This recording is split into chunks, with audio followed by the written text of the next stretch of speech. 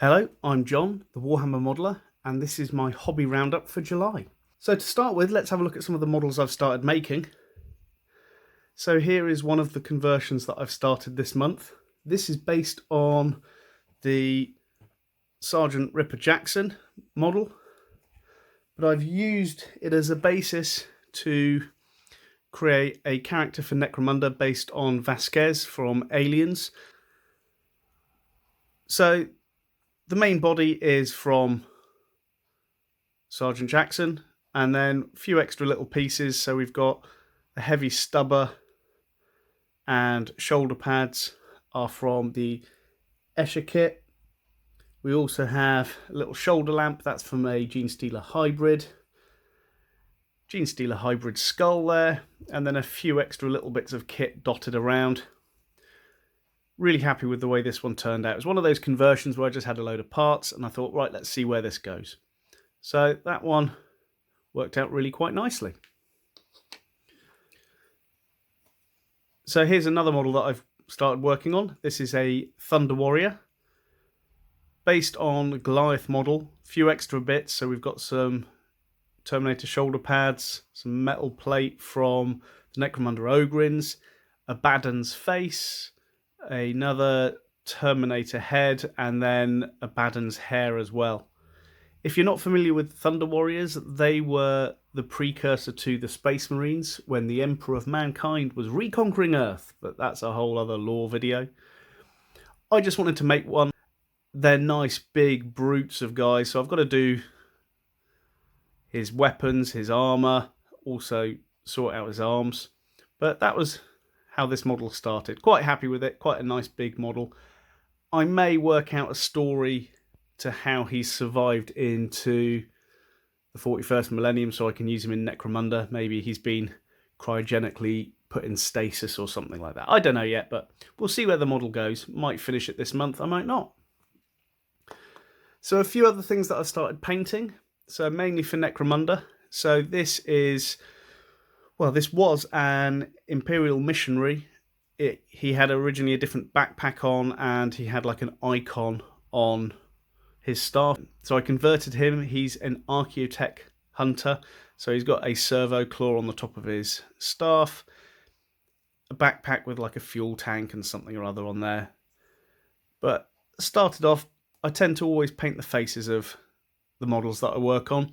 Helps me see the kind of the possible character that they might be. So there's this guy here. It's only got his face painted at the moment, but really happy with the way that that turned out. Another model that I started painting in the same way, starting at the head and working my way down, is an old Necromunda Redemptionist Brethren.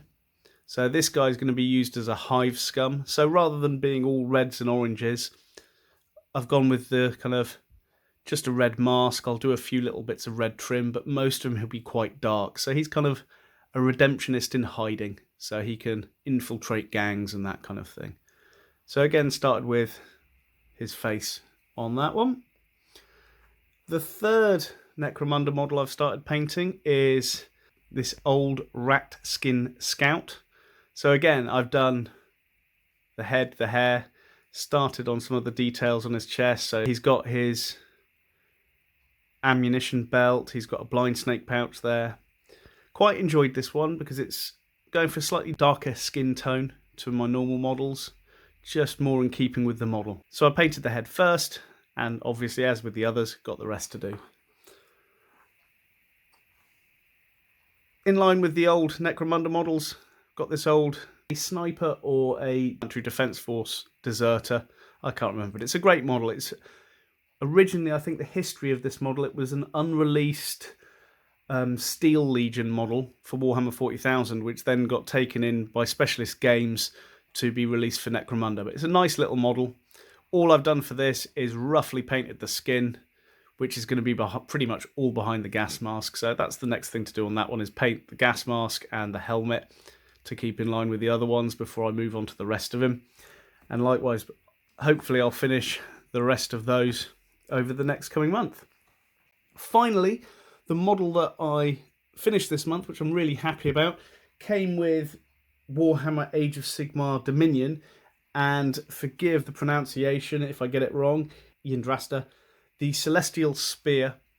Really liked this model. So let's have a look at the top of it first. So played around with lots of different layers of metallic paint for the armor to give a worn look, and then went for some purple on the handles of the weapons just to give it a bit more of a different color. Then we've got the key points of red in the gems and things. The head, I went for blue eyes to look like lightning kind of thing. And then the wings, what I took inspiration for from the wings was a barn owl, so the coloration of their wings. So I built that up with a few different layers. So looking at the base here, we've got the stonework that I painted in. That was mainly using just a flat colour of a very pale grey, and then lots of inks on top of it to create depth. Similar to all of the kind of the greens, that was a single green with then inks over the top. And then the base was, again, paints and inks with then a gloss varnish over the top, and then a few green spots for, say, plants, lily pads, that kind of thing. Really happy with the way that this one turned out. I think this was one of the best models I've seen for quite a while for the Stormcast Eternals. I haven't really painted them, haven't really got into them since they first were released, but this one I really liked the look of it. So first one I've painted, still got the rest of the box to go, so we'll see if I get those done anytime soon. So anyway, that's been my hobby roundup for July. Hoping to do a few more things over the coming weeks. As it's the summer, I've got some time off work, so we'll see if I get anything else done over August, or if it stays just a few small projects. Apart from that, I've been John, I'm the Warhammer Modeler. Stay safe.